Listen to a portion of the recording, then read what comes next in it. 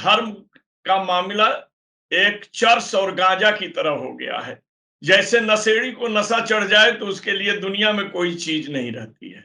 तो हमारे यहाँ की जो महंगाई है, उत्पीड़न है, अराजकता है, बेरोजगारी है, बेकारी है और सारी चीजें हैं, इस पर कोई सवाल न उठा सके, इसके लिए एक ही मार्ग है, सांप्रदायिक दंगा कराओ ताकि व्यवस्थाएं उधर फंसी रहें और कोई हमसे किसी किस्म का प्रश्न ना करे। ये राम मंदिर भी नहीं चाहते थे, ये नारा चाहते थे।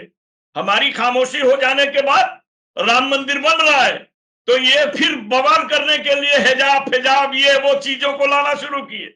ये तो बवाल चाहते हैं, ये तो मुद्दे को जिंदा रखना चाहते हैं, ये तो सांप्रदायिकता के जड़ों में जो है दीमक लगाना चाहते हैं कि सांप्रदायिकता जिंदा रहे और सामाजिकता समाप्त हो जाए।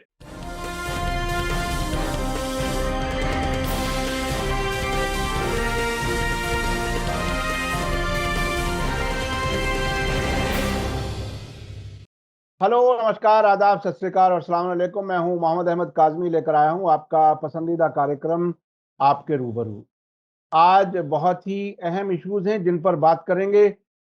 देश में हर दिन कुछ ऐसे वाकयात हो रहे हैं जिसमें जो भी इस देश के संविधान पर यकीन रखने वाला है या प्यार मोहब्बत के साथ जिंदगी गुजारने को अच्छा समझता है, वो एक तरह से बहुत ही बुरे दौर से गुजर रहा है। ऐसे वाकयात जिससे न सिर्फ खुद के बल्कि अगली नस्लों के बारे में भी ये सवाल बार बार जहन में आता है कि आखिर अगली नस्लें किस नफरत का सामना करेंगी और किस नफरत के माहौल में रहेंगी अगर ये सब कुछ इसी तरह से चलता रहा। देश को बनाना, संवारना, तरक्की करना, मैं समझता हूँ सभी की जिम्मेदारी होती है। ये किसी एक घर में अगर 4 भाई हों और चारों को बराबर अपॉर्चुनिटी ना मिले, उनको तरबियत ठीक से ना मिले, वो घर की कैसी तरक्की हो सकती है, ये सभी को सोचना चाहिए और ख़ास तौर पर ये ज़िम्मेदारी सरकारों की होती है, ना कि नफ़रत फैला करके। अच्छा, जो 2 लोग अगर कुछ लोगों को तरक्की देने की बात भी कर रही है सरकार, उसके भी पेट की भूख को भुला करके अंधभक्त बना रही है। यानी उनका भी कोई भला होने वाला नहीं है, ये बात बार-बार सामने आ चुकी है और हर एक को महँगाई और अनएम्प्लॉयमेंट, बेरोज़गारी, इस सब का सामना है और नफ़रत से जो एक एहसास पैदा होता है कि आदमी क्या अपने पड़ोसी पर भी भरोसा ना करे, आखिर ज़िंदगी कैसे गुज़ारे, ये बहुत ही सख्त मरहला है। जहांगीरपुरी दिल्ली में जो वाक़यात हुए हैं, वो हमारे आपके सबके सामने हैं। उसके अलावा भी एक अजीब नंगा नाच हो रहा है और उसको पुलिस और सरकार ऐसा लगता है जैसे उसको पैट्रोनाइज़ कर रहे हैं, उसका समर्थन कर रहे हैं। ये ऐसी अजीब सूरत-ए-हाल है कि आम आदमी कहाँ जाए, कहाँ हल ढूँढे, क्या कुछ करे? इन सारे इश्यूज़ पर बात करने के लिए मेरे साथ ख़ास मेहमान हैं जनाब शब्बीर अहमद विद्रोही साहब, जो नेशनलिस्ट कांग्रेस पार्टी के माइनॉरिटी डिपार्टमेंट के अध्यक्ष हैं और नागपुर में रहते हैं। शब्बीर विद्रोही साहब, वेलकम है आपका। मीडिया स्टार वर्ल्ड को आपने समय दिया। आप ये बताइए कि ये तकलीफ जिसका मैंने ज़िक्र किया, आपको क्या कुछ लग रहा है? ये आखिर किस तरफ देश जा रहा है और इससे क्या किसी तरह से बचा जा सकता है? आपके दर्शकों का अभिवादन करते हुए काजमी साहब, जो आपके स्टार मीडिया के दर्शक हैं, मैं उनको आदाब अर्ज करता हूं और आपका जो प्रश्न है उसका मैं आपका सीधा सीधा जवाब देना पसंद करूंगा। कारण ये है कि जिस जो आप चिंता व्यक्त कर रहे हैं वो चिंता आज पूरे भारत के सामान्य नागरिक में है। उन नागरिकों में भले न हो जो नागरिक देश को कुछ और बनाना चाहते हैं, लेकिन जो देश को देश और प्यार के संदेश में जीना चाहते हैं, उन सारे नागरिकों के हृदय में पीड़ा है, चाहे वो किसी मजहब के हों। और हम ये मानते हैं कि हम भारत के नागरिक हैं और भारत के नागरिक होने के नाते हमें मजहब से हट करके संवैधानिक व्यवस्था पर चर्चा करनी चाहिए, क्योंकि देश चलाने के लिए देश मजहब से नहीं चलता है, देश संविधान से चलता है, देश शक्ति से नहीं चलता है, देश जो है बुद्धि और विवेक से और सोच से चलता है। और ये सारी चीजों के बीच में आपने जो अपने सवाल में ही आपने जवाब को छुपा दिया था। आपने एक बात कहा था कि इस तरह के चीजों में कैसे जिया जाए और ये क्यों है। आपको साफ बता दें कि धर्म का मामला एक चर्स और गांजा की तरह हो गया है। जैसे नशेड़ी को नशा चढ़ जाए तो उसके लिए दुनिया में कोई चीज नहीं रहती है। तो हमारे यहाँ की जो महंगाई है, उत्पीड़न है, अराजकता है, बेरोजगारी है, बेकारी है और सारी चीजें हैं, इस पर कोई सवाल न उठा सके, इसके लिए एक ही मार्ग है, सांप्रदायिक दंगा कराओ ताकि व्यवस्थाएं उधर फंसी रहें और कोई हमसे किसी किस्म का प्रश्न ना करे। और जी सबसे बड़ी बात यह है जी जी, कि आप अपनी जब बात पूरी करें। सबसे बड़ी बात यह है कि जब सरकार के मैं ये तो नहीं कह सकता कि सरकार द्वारा प्रायोजित है, लेकिन यह जरूर कह सकता हूं दावे के साथ कि सरकार द्वारा प्रोत्साहित है। कि ये प्रोत्साहित शब्द का प्रयोग हम इसलिए कर रहे हैं कि आप खुद देख सकते हैं कि सीपी कह रहा है कि ऐसा नहीं वैसा, डीसीपी कह रहा है ऐसा नहीं वैसा, और वहां की सच्चाई मीडिया जो बता रही है वो क्या है? हथियार लेकर के लहरा रहे हैं। आपने जहांगीरपुरी की बात छेड़ी, आप देख लीजिए, वीडियो में हथियार दिख रहे हैं, गोली चलाता हुआ वो सोनू दिख रहा है, बाकी चीजें दिख रही हैं। तो आप ये बता दीजिए, बगैर योजना के, बगैर मानसिकता के हथियार लेकर जुलूस में आना ये कभी भी संभव है क्या? वो भी गैर लाइसेंसी। लाइसेंसी हो तो बात अलग है कि भाई हमारे घर से कर चोर चुरा न ले जाए इसलिए हम लाइसेंसी आर्म्स लेके चल रहे हैं, वो भी बगैर किसी अनुमति के जुलूस है। तो हम तो ये तो यही कहेंगे कि सरकार द्वारा प्रयोजित नहीं है, लेकिन सरकार द्वारा प्रोत्साहित है। क्योंकि अगर हम बदमाशों को सजा नहीं देते हैं, बदमाशों की बदमाशी और गलतियों पर हम गिरफ्तारियां नहीं करते हैं और हम एक ही चीज को एक बार बार इधर उधर घुमाने का काम करेंगे, तो इससे तो मनोबल बढ़ेगा और जिसका मनोबल बढ़ेगा वो तो दूसरे पर हमला करता रहेगा। आज भारत के मुसलमानों की बात अगर कर दी जाए सच्चाई के साथ, तो हर मुसलमान सहमा हुआ जी रहा है, सहम करके जी रहा है, भय के वातावरण में जी रहा है और ये सोच कर जी रहा है, ये मान लिया है मुसलमानों ने कि ये रहते हुए सरकार में संवैधानिक व्यवस्थाओं से हमें न्याय मिलने की उम्मीद नहीं है।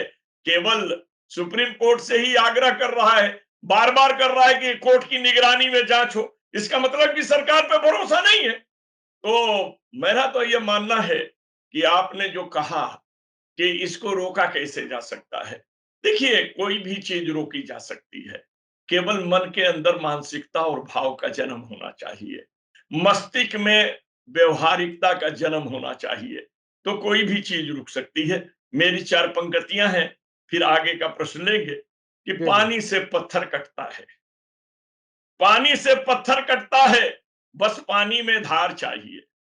नफरत के शोले बुझते हैं, बस हृदय में प्यार चाहिए। जी जी देखिए, आशा मन की दुनिया बस जाती है, आशा और दिलासा से। ईर्षा द्वेष कपट मत लाओ, गर सुंदर संसार चाहिए। हम्म। तो ये अगर हम सुंदर संसार चाहते हैं तो आशा जो हमारी है उसमें ईर्षा द्वेष और कान कपट को नहीं लाना चाहिए, और ये चीज यहाँ चल रही है। अगर हम इन फार्मूले पर चलें तो हर चीज रोकी जा सकती अच्छा शब्बीर साहब, देखिए ये बात अपनी जगह ठीक है कि मैं भी मुसलमान हूँ, आप भी मुसलमान हैं। लेकिन मैं एक पत्रकार के तौर पर, एक देश के हमदर्द के तौर पर, तकरीबन 40 साल मुझे पत्रकारिता को करते हुए हो गए और हमने बाकायदा जो पाकिस्तान के हमारे रिश्तेदार, उनको हमने जवाब दिए कि साहब हम अपने मुल्क में बहुत ही मजबूती के साथ हैं, हम बराबर के शहरी हैं, बराबर के नागरिक हैं। लेकिन अब कई बड़े लोग, भारत में भी रहने वाले मुसलमान, इस किस्म की कुछ किताबें लिख रहे हैं और ये कह रहे हैं कि शायद हम झूठ बोल रहे थे या हम हकीकत को नहीं समझे थे। जो बात आपने कही कि मुसलमान सहमा हुआ है और उसे अब इस बात पर यकीन नहीं रहा कि सिस्टम उनको कोई इंसाफ देगा, हर बात में वो अदालत जाना चाहता है और कहीं-कहीं तो अदालत पर भी भरोसा कम होता हुआ नज़र आ रहा है। ऐसी हालत में मुसलमान को बेयारो मददगार एक तरह से जिस हालत में है, इसे किस तरह से कैसे उभारा जाए? इसकी एक तरह से मॉरल कैसे बूस्ट किया जाए और उसको कानून के अंदर रहते हुए मुल्क की तरक्की के लिए, मुल्क में मोहब्बत बढ़ाने के लिए वो क्या कुछ कर सकता है? मैं समझता हूँ जो जो अपने सामने हर दिन मुसीबतों को देख रहा है, हर दिन इंसान ये महसूस कर रहा है कि मेरे दरवाजे के सामने कब भीड़ आ जाएगी नहीं मालूम। ऐसी सोच के साथ जो जी रहा है, उसे आप क्या कहना चाहेंगे, कैसे समझाएंगे? देखिए काजमी साहब, मर्ज भी जो होती है तो उसका इलाज भी हो। हमने आपसे एक जुमला कहा कि मानसिकता होनी चाहिए। अगर सरकार की मानसिकता हो कि हम संवैधानिक व्यवस्था को लागू करें और देश के विकास के मार्ग पर ले चलें और हम सभी के साथ संकीर्ण भावनाओं को छोड़कर उदार भावनाओं के साथ न्याय देने के हिसाब से साथ दें, तो ये कोई बहुत बड़ी बात नहीं है, बहुत बड़ी बात नहीं है। हमने देखा है साहब लेकिन कि असली जिससे असली सवाल असली सवाल तो यही है कि सरकार की नीयत खराब नजर आ रही है, इसीलिए तो परेशानी है। अब आप सुनिए, हाँ। सरकार भाजपा की नहीं है, सरकार भारत की है। भाजपा की पार्टी की बहुमत की है और इसमें आरएसएस माइंड के लोग गए हुए हैं। मैं आपसे एक बात बड़ा साफ कह दूं कि इस देश का बंटवारे के लिए जिन्ना को दोषी ठहराया जाता है, जबकि बंटवारा जो है सावरकर ने कराया था और बंटवारे हम्म। की मेन बुनियाद थी कि अल्पसंख्यक आप बन जाइए, वरना हम्म। दलित और मुस्लिम जुड़ करके उस जमाने में बहुसंख्यक हो जाते थे और हम्म। इसलिए आरएसएस अपने सपने को साकार नहीं कर पाती थी, इसलिए उस देश का बंटवारा किया गया। हम्म। ये देश का बंटवारा की बुनियाद ही डाली गई। अब हम लोग, आप ही अपने एक क्वेश्चन में बोल रहे थे कि हम लोग अपने च्वाइस से रह गए, हमारे को तो जाने का रास्ता भी था, लेकिन नहीं। देखिए आज जो हो रहा है, ये 1925 से इसकी बुनियाद डाली गई, आरएसएस ने बुनियाद डाला। धीरे धीरे 90 बरस के बाद ये पेड़ अब फल देने लगा है और फल जो दे रहा है वो जहरीला फल है। और हम हम्म। आपको बता दें, हम पर तो हमले हो रहे हैं। देखिए, अभी आपने कहा कि मैं 40 साल की पत्रकारिता के आधार पर बात कर रहा हूं। मैं मुस्लिम धर्म में पैदा हो गया हूं, मुसलमान हूं, लेकिन मैं भी भारतीय के रूप में बात कर रहा हूं, मैं मुसलमान अच्छा। के रूप में नहीं बात कर रहा हूं। कारण यह अच्छा। है कि हमें भारतीय बनकर के अगर हम हर चीज को देखेंगे तो झगड़े की बुनियाद खत्म हो जाएगी। हिंदू मुस्लिम अच्छा। बनकर देखेंगे तो बुनियाद बढ़ती जाएगी। लेकिन क्या आज भारत में सच बोलने का अधिकार रह गया है? सच हम्म। बोलना, आज हम गुनाह शब्द का प्रयोग नहीं करेंगे, लेकिन अपराध शब्द का प्रयोग कर सकते हैं कि सच बोलना जो है जुर्म हो गया है। अगर आप बोलिए तो आपके पीछे बहुत सी चीजें लग जा रही हैं। अभी आपने जो जुमला कहा सर, मैं बड़ा साफ लफ्जों में कह दूं कि केवल जो फिल्मी की दुनिया में एक गाना गाया जाता था कि सैया भय कोतवाल अब डर काहे का, वो हम्म। चीज यहां आकर हो गई है। सरकार का डर एक वर्ग के अत्याचारियों के बीच से निकल गया है और सरकार का डर सामान्य दूसरे वर्ग के लोगों के हृदय में प्रवेश कर गया है कि वही पत्थर मारेंगे और हम बाहर निकलेंगे तो हम गिरफ्तार किए जाएंगे, हमारे हम्म। छत पर उनके फेंके हुए पत्थर आएंगे और कहा जाएगा कि ये तो रखा हुआ पत्थर था हम पर चलाने के लिए। इस तरह के भय पैदा हो गए हैं और इन चीजें, देखिए भय जहां पैदा हो जाती है वहां से मानवता, नैतिकता, सामाजिकता समाप्त हो जाती है, क्योंकि डर जो है सच बोलने से रोक देता है। जब सत्य को रोक देता है तो फिर न्याय कहां से रह जाएगा? सत्य के आधार पर न्याय होता है हम्म। और न्याय की बुनियाद सत्य होती है। तो सती ही जब हमारे यहां से डर के मारे मुंह से नहीं निकलेगा तो न्याय कहां से मिलेगी? और जब न्याय नहीं मिलेगा तो आप बता दीजिए कि अत्याचारी दुराचारी को सजा नहीं मिलेगा तो ये भय व्याप्त नहीं होगा, तो ये जुर्म रुकेगा कैसे? आज ये चिंता का विषय है। चिंता का विषय इसलिए है कि अभी आपको मैं कह दूं तो आप बता दीजिए, अदालत के 5 शब्द हैं, अ, द, अ का मंत्रा ल और त। आज ये हो क्या गया है? आइए, द दीजिए, हम्म। और ल हम्म। लड़िए तो तबाह हो जाएगी। आज हम्म। अदालतों में 50-50 साल से मुकदमे चल रहे हैं, इंसाफ कहां मिल रहा है? हम्म। भाई डेट पर डेट डाल रहे हैं और हमारे जज ही खुद कहते हैं कि जिस इंसाफ में विलंब हो जाए वह भी इंसाफ इंसाफ नहीं कहा जाएगा। ये हमारे जजों के वर्णन है कि विलंब भी, देरी भी नाइंसाफी का मार्ग खोलती है।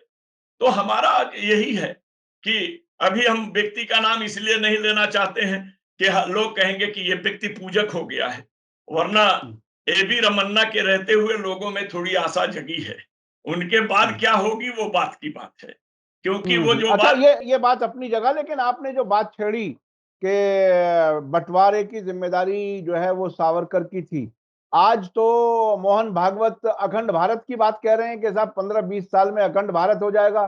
तो ये अखंड भारत क्या वाकई अखंड भारत चाहते हैं ये, अरे अगर कैसे इन्होंने वो ही चाहेंगे बंटवारा? साहब, ये केवल नारा है। अभी आपको बता दूं, ये राम मंदिर भी नहीं चाहते थे, ये नारा चाहते थे।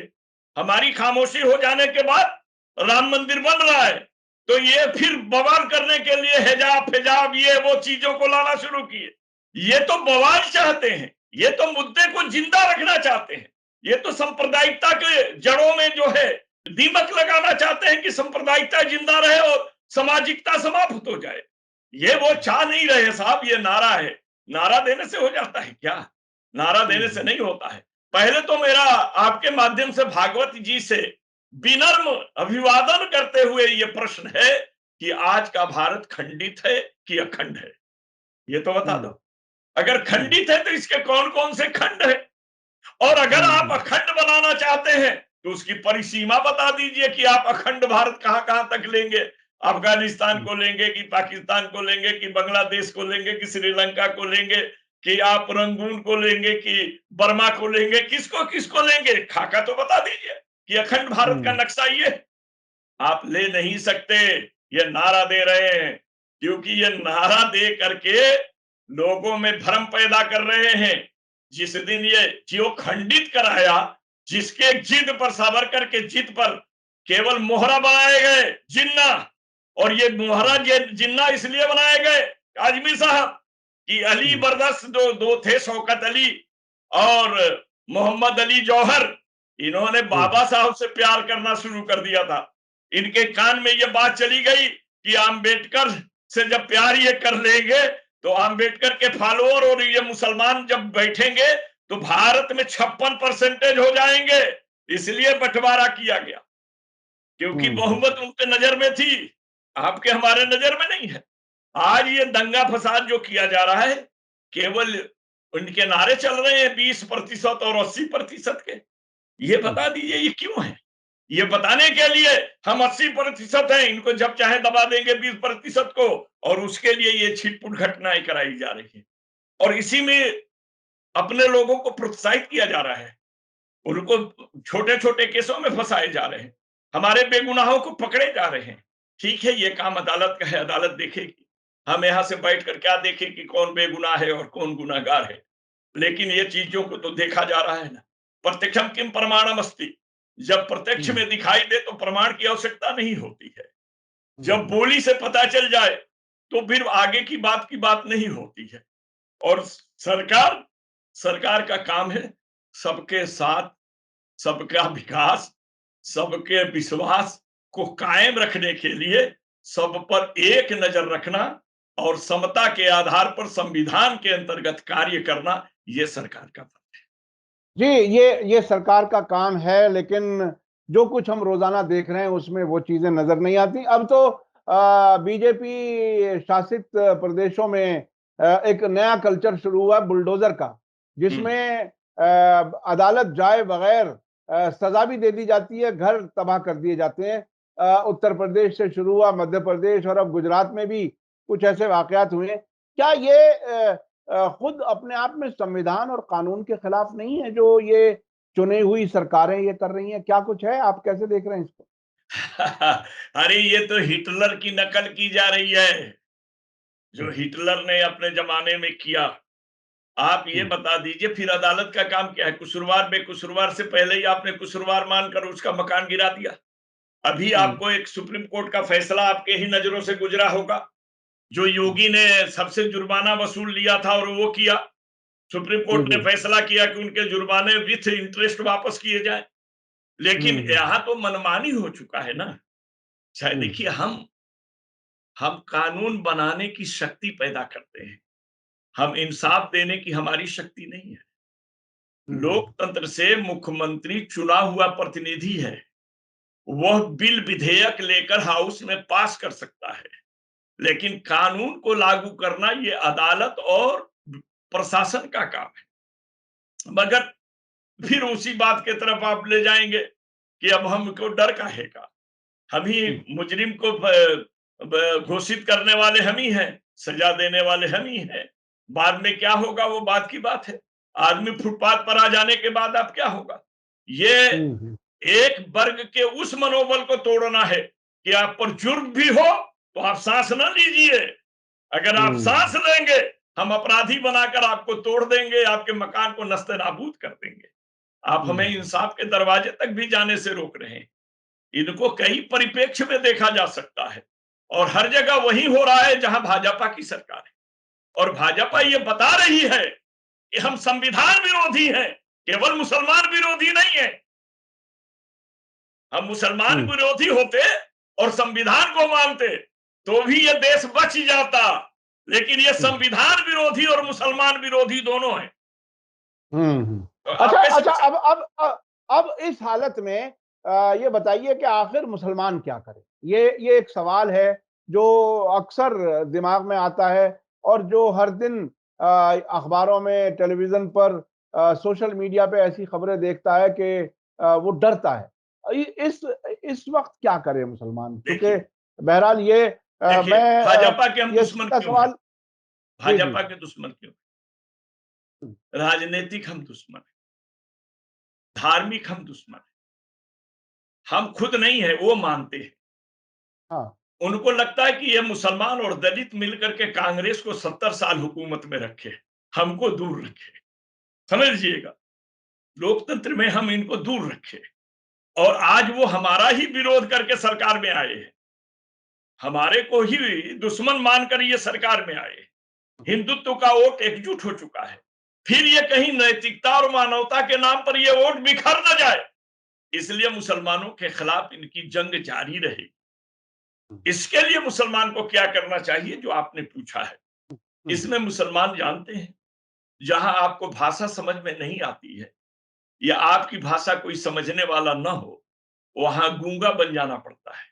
और गूंगा बनकर आप ऐसे कहिए तो समझता है कि पानी मांग रहा है, आप ऐसे कहिए तो समझता है कि भूखा है। तो अब संकेत की बातें आ जाती है। तो मुसलमान को ये सीख करके संकेत में चलना चाहिए। और संकेत में चलने का मतलब ये नहीं है कि हम अपने ईमान को, सम्मान को गिरवी रखते हैं, ऐसा नहीं है। लेकिन जब चमड़ी की हिफाजत के लिए हम कुर्ता पहनते हैं, ये चमड़ी की हिफाजत के लिए कुर्ता पहनते हैं, गोश्त की हिफाजत के लिए कुदरत ने चमड़ी दी है। तो इस देश को खुशहाल रखने के लिए, संविधान की हिफाजत करने के लिए हमें मौन व्रत में आ जाना चाहिए, मौन व्रत को धारण करना चाहिए। और वो मौन व्रत इसलिए धारण करना चाहिए कि हमारे मुंह खोलते ही उनके जज्बात उभर जा रहे हैं। तो हमें केवल बोलना भी है तो हमें प्यार से बोलना है। प्यार की भाषा अगर वो नहीं समझ रहे हैं तो गूंगा बन जाना है, उनसे राड़ नहीं रड़ना है। अपना नुकसान तो वैसे भी हो रहा है, वो हमारे पत्थर फेंक दिए, अगर हम पत्थर का जवाब देने जा रहे हैं तो हमारा सर भी फूट रहा है और हम जेल में भी पड़ रहे हैं। और ये तो इनको 1-1.5 घंटा की छूट दी जाती है, फिर बाद में पुलिस आती है और हमारे ही लोगों को गिरफ्तार करके ले जाती है, क्योंकि मारने वाला पत्थर तो भाग जाता है, वो कहां रहता है। तो मेरा अपना ये कहना है कि ये मीडिया पर इसका सुझाव देने का रास्ता नहीं है। मीडिया पर बस इतना ही कहने का रास्ता है कि हम भी समझदार हैं, आप भी समझदार हैं। पागल अगर चौराहे पर पत्थर लेकर खड़ा है तो आप केवल अपना सर बचाइए, पत्थर फेंकवाने भी मत जाइए और उससे उलझने भी मत जाइए। सरकार की अदालतें सो मोटू लेने का अधिकार है सर, सो मोटू। जो हो रहा है जुल्म, जो अखबार में, मीडिया में दिख रहा है, अदालतों को सो मोटू लेने का है, स्वयं संज्ञान लेकर मुकदमा चलाने का अधिकार है। आप बताइए किसी हाई कोर्ट ने लिया क्या संज्ञान? कहीं कहीं कुछ नजर नहीं आ रहा क्यों लेगा? है। सवाल यह है कि जिस दूध से हमने दही बना दी है सरकार, फिर दही दूध नहीं बनेगा। दही के मक्खन से घी बनाया जा सकता है, लेकिन दूध फट गया तो छेना बन जाएगा, मगर दूध नहीं बनेगा। आज हमने ममता, समता, मानवता के बीच को जो फाड़ दिया है, अब आप कितना भी प्यार करेंगे दूध नहीं बनेगा। लेकिन इसको छेना और पनीर बनाकर सब सब्जी मिलकर खाएं तो भी काम चल जाएगा। ये सरकार कभी भी बानों में प्यार को नहीं रहने देगी, क्योंकि नफरत की बुनियाद पर बनी हुई सरकार मोहब्बत को बढ़ाने का काम नहीं करने देगी। वो यही चाहेगी कि जो मेरे शासन का हथियार है वो बचा रहे, जो शासन में हमको रहना है उन्हें भारत को आगे नहीं बढ़ाना है, भारतीयता को आगे नहीं बढ़ाना है, उन्हें देश को तरक्की नहीं कराना है, उनको केवल सत्ता में रहना है। क्योंकि उनका नारा है, न खाएंगे न खाने देंगे, लेकिन जो लूटेंगे उन्हें भागने देंगे। तो ये भी अगर इनका रास्ता है कि न खाएंगे न खाने देंगे, जो लूटेंगे उन्हें ले जाने देंगे, तो फिर हम आप क्या करेंगे? आप बता दीजिए। आज 200-300 जो हमारे यहाँ पूंजीपति हैं, उनमें से 40% पूंजीपति विदेश के नागरिक हो चुके हैं साहब। जी, जी, जी। विदेश के नागरिक हो चुके हैं। और बहुत बड़ी तादाद में लोग वैसे भी देश को छोड़ करके जाने की कोशिश कर रहे हैं और जा रहे हैं। और ये बहुत ही इस देश के लिए बदकिस्मती की बात है कि यहाँ के पढ़े-लिखे अच्छे जो इस मुल्क को तरक्की करा सकते थे, वो दूसरे मुल्कों में जाकर के दूसरे मुल्कों की तरक्की करा रहे हैं। ये बदबख्ती की बात है खुद सोचिए, खोजिए, कनाडा देख लीजिए, कहाँ देखिए, सारे विद्वान हमारे महामंत्री वो वहां जाकर के मिनिस्टर बन रहे, सारे विद्वान बन रहे, और यहाँ का हाल देख लीजिए। जी, जी, जी, जी। यहाँ आज तक डिग्री नहीं दिखा सके साहब, डिग्री सामने नहीं आ सकी, और वो डिग्री जब नकली आई तो उसका जवाब कहीं नहीं आया। ये बहरहाल ऐसी सूरत में हम लोग जीने पर एक तरह से मजबूर हैं, पूरे मुल्क के लोग। नहीं, काज़मी साहब, हाँ, मजबूरी की जिंदगी नहीं है। हाँ, हाँ। एक तरफ मगरूरी है, तब हमारे तरफ मजबूरी है। जी, जी, जी, बिल्कुल। अगर वहां से मगरूरी दूर हो जाए तो मजबूरी क्या है? हाँ, बिल्कुल, बिल्कुल। हम तो भाई बनने को तैयार हैं। बिल्कुल। देखिए, इस देश का अल्पसंख्यक पानी है। हुँ, एक बात आपको छोटी सी कहानी दे देता हूं। हुँ, इस देश का अल्पसंख्यक पानी है। दूध में डाल दीजिए तो वो दूध हो जाता है, हुँ। समझ लीजिएगा। जी, जी, और जी। रसना डाल दीजिए, रसना हो जाता है। जी, जी। अरे आप हिंदुत्व का प्रेम हमारे अंदर डालिए ना, हाँ, हम भारतीय हैं। सही। आप तो नफरत डाल रहे हैं। हुँ, और दूध और पानी में वफादारी बहुत है। हुँ, जब भी दूध को गर्म करेंगे ना, तो पहले पानी जलता है, दूध को जलने नहीं देता है। हुँ, हमने इस देश में मुलायम को मुख्यमंत्री बनाया, मुल्ला बना दिया। हुँ। हम जले, लेकिन उनको जलने नहीं दिया। जी, जी। हमने कांग्रेस को सत्ता में यहां रखा। हुँ। कांग्रेस ने आज आज क्या है, कोई विपक्षी दल हमारे बारे में खुल के नहीं बोल रहा है। जी, कोई जी। दल। जी, जी, जी, बिल्कुल। वजह क्या है? हिंदू वोट हमारे टूट जाएंगे तो हम 20% में क्या पाएंगे? यहाँ तो अवेसी है, मवेशी है, कलेसी है, नरेसी है। हुँ, हुँ। ये वोटों की राजनीति सच बोलने से रोक दी है। जी, जी, जी। और इस देश में सच बोलने की इजाजत मिल जाए और हुँ, सच बोलने लगे, सत्य बोले और प्यार करें, तो हमारे देश से सुंदर कोई देश नहीं है। ये देश बहुत सुंदर देश है। केवल एक इतने ही है कि नफरत का नमक प्यार के दूध को फाड़ता जा रहा है। हुँ। इसलिए इस नफरत को हटाने का काम है, जी, जी, जी। प्रेम बहुत-बहुत करने का काम। बहुत-बहुत शुक्रिया। और इस पर मैं 4 पंक्ति कह देता हूँ, जी, बात को जी, खत्म बताइए, कर। बताइए। आइए मिलके एक अभियान चलाया जाए। आइए मिलके एक अभियान चलाया जाए। पहले इंसान को इंसान बनाया जाए। आग नफरत से जो जल रहा भारत देखो, आग नफरत में जो जल रहा भारत देखो, प्यार के जल से चलो इसको बुझाया जाए। जी, जी। आइए मिलके एक अभियान चलाएं। बेशक, प्यार के जल से इसे मिल के बुझाया जाए, ये बहुत ही अहम बात है। बहुत-बहुत शुक्रिया शब्बीर विद्रोही साहब, आप हमेशा प्यार का मैसेज देते हैं और ये बहुत ही ज़रूरी भी है मुल्क की तरक्की के लिए, और वापस अपने जो सांप्रदायिक सद्भावना है, उसको बहाल करने के लिए बहरहाल ये कोशिशें ज़रूरी है। और हम इसी कोशिश में हमेशा कहने की कोशिश करते हैं अपने गेस्ट्स के, मेहमानों के ज़रिए भी, कि देश की तरक्की मिल कर के, मोहब्बत के साथ ही, दोस्ती के साथ ही, नफ़रत से बच कर के ही मुल्क की तरक्की की जा सकती है। नफ़रत के साथ कभी ना कोई घर तरक्की किया है, ना कोई समाज और ना कोई देश। बहुत बहुत शुक्रिया शब्बीर विद्रोही साहब। इसी के साथ मुझे दीजिए इजाजत। धन्यवाद, शुक्रिया। जय भारत, जय हिंद।